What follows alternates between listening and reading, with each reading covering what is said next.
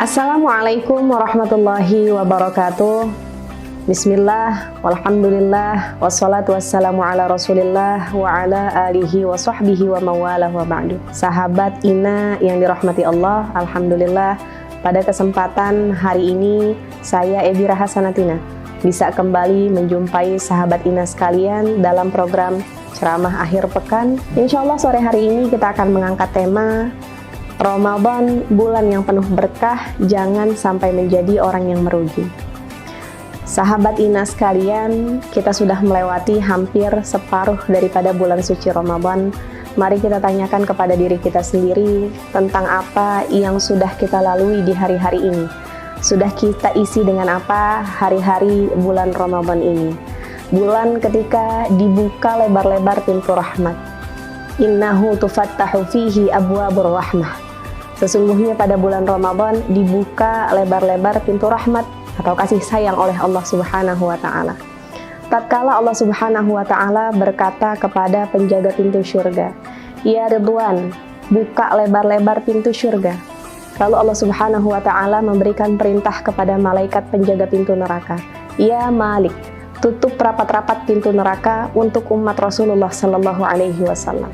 Lalu Allah Subhanahu wa Ta'ala memberikan perintah kepada Sayyidul Malaikah, Malaikat Jibril, "Ya Jibril, turunlah engkau ke bumi, tangkaplah syaitan-syaitan yang membangkang, tenggelamkan di dalam lautan, jangan sampai mereka mengganggu puasa umat kekasihku Rasulullah sallallahu alaihi wasallam." Maka ini merupakan nikmat yang begitu besar kepada umat Rasulullah sallallahu alaihi wasallam. Sudah sepatutnya kita bisa mengisi bulan Ramadan ini lebih fokus dalam beribadah, sebab isinya bulan Ramadan awaluhu rahmah wa awsatuhu maghfirah wa akhiruhu itqun minan nar. Bulan Ramadan awalnya adalah rahmat, pertengahannya adalah ampunan, dan akhirnya adalah pembebasan dari api neraka. Maka kita harus fokus, harus mampu menjalankan apa yang menjadi perintah Allah, harus bisa lebih waspada lagi menjauhi apa yang menjadi larangan Allah Subhanahu wa Ta'ala. Sahabat Ina sekalian, lalu ada golongan orang-orang yang merugi di bulan Ramadan. Yang pertama adalah orang yang ketika berpuasa, puasanya hanya sebatas menahan haus dan lapar. Ini merupakan derajat puasa yang paling rendah. Sahabat Jabir radhiyallahu anhu pernah mengatakan, apabila kalian berpuasa, maka hendaklah pendengaran kalian ikut berpuasa, penglihatan kalian ikut berpuasa, lisan kalian ikut berpuasa dari berkata dusta, jangan menyakiti tetangga. Hendaknya ketika berpuasa, jagalah ketenangan dan kehormatan diri. Jangan pernah menjadikan hari-hari ketika kalian berpuasa dengan hari-hari ketika kalian tidak berpuasa itu sama.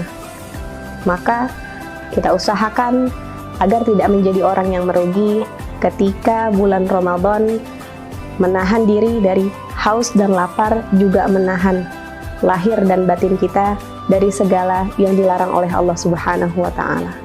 Selanjutnya adalah orang yang tidak dapat memanfaatkan waktunya dengan baik di bulan Ramadan. Ketika dia tahu bahwa bulan Ramadan ini merupakan peluang amal soleh yang sangat mahal, maka ketika bulan Ramadan kita menjaga puasa kita, juga di malam hari kita menghidupkan malam hari kita dengan beribadah kepada Allah Subhanahu wa Ta'ala. Lalu yang berikutnya adalah orang yang tidak melanjutkan amal solehnya ketika selesai bulan Ramadan. Ia menganggap bahwa selesainya bulan Ramadan, maka selesai pula waktu untuk mengerjakan amal soleh. Ini merupakan pemahaman yang salah, karena batas kita mengerjakan ibadah, batas kita mengerjakan amal soleh adalah kematian. Allah Subhanahu wa Ta'ala sampaikan dalam firman-Nya, "Wa'budu rabbaka hatta ya'tiyakal yaqin." Dan beribadahlah kepada Tuhanmu sampai datang kepadamu kematian. Maka selama kita masih diberikan kesempatan untuk hidup, alangkah baiknya apabila kita pergunakan dengan sebaik-baiknya, kita jadikan bulan Ramadan ini sebagai sekolah takwa yang menghantarkan kita menjadi pribadi yang istiqomah menjalankan amal ibadah di hari-hari selanjutnya. Lalu golongan yang terakhir adalah golongan yang paling rugi di antara yang rugi. Golongan tersebut adalah golongan orang-orang yang tidak mendapatkan ampunan sampai akhir bulan Ramadan. Sebab apa? Dalam bulan Ramadan begitu banyak amalan-amalan yang memiliki balasan untuk pengampunan dosa seorang hamba. Sebesar apapun dosanya, sebanyak apapun dosanya, ia memiliki peluang untuk mendapatkan ampunan Allah Subhanahu wa Ta'ala. Allah Subhanahu wa Ta'ala berfirman, "Qul ya ibadiyalladzina asrafu ala anfusihim la taqnatu min rahmatillah innallaha yaghfirudz dzunuba jami'a innahu huwal ghafurur rahim." Yang artinya adalah, katakanlah, wahai hamba-hambaku yang telah berbuat melampaui batas atas dirinya sendiri, janganlah berputus asa atas rahmat Allah. Sesungguhnya Allah Subhanahu wa Ta'ala mengampuni segala dosa dan kesalahan. Sesungguhnya Allah Subhanahu wa Ta'ala Maha Pengampun lagi Maha Penyayang. Sahabat Inas sekalian, ada amalan-amalan di bulan Ramadan yang dapat menghapus dosa kita. Yang pertama diantaranya adalah berpuasa, bangun malam, dan menghidupkan malam Lailatul Qadar. Berpuasa, Rasulullah Shallallahu Alaihi Wasallam sabdakan dalam hadisnya, "Man shoma Ramadhana imanan wahtisaban, ghufira lahu ma taqaddama min dzambi." Barang siapa yang berpuasa pada bulan Ramadan dengan iman dan semata-mata mengharapkan keridhaan Allah Subhanahu wa Ta'ala, maka Allah Subhanahu wa Ta'ala mengampuni dosa-dosanya yang telah lalu. Lalu selanjutnya adalah ibadah di malam hari atau bangun malam. Rasulullah Shallallahu Alaihi Wasallam sabdakan dalam hadisnya, "Man qama Ramadhana imanan wahtisaban, ghufira lahu ma taqaddama min dzambi." Barang siapa yang bangun di malam hari, menghidupkan waktu malamnya dengan ibadah karena iman dan semata-mata mengharapkan keridhaan Allah Subhanahu wa Ta'ala, maka baginya pengampunan untuk dosa-dosanya yang telah berlalu. Lalu selanjutnya adalah menghidupkan malam Lailatul Qadar. Rasulullah Shallallahu Alaihi Wasallam sabdakan dalam hadisnya, "Man qama Lailatul Qadri imanan wahtisaban, ghufira lahu ma taqaddama min dzambi."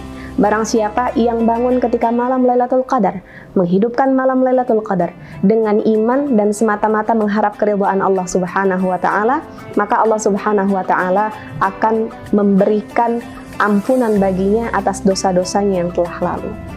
Lalu berikutnya adalah ibadah sedekah. Salah satu ibadah sedekah yang dapat kita lakukan di bulan Ramadan ini adalah dengan memberi makan orang yang berpuasa.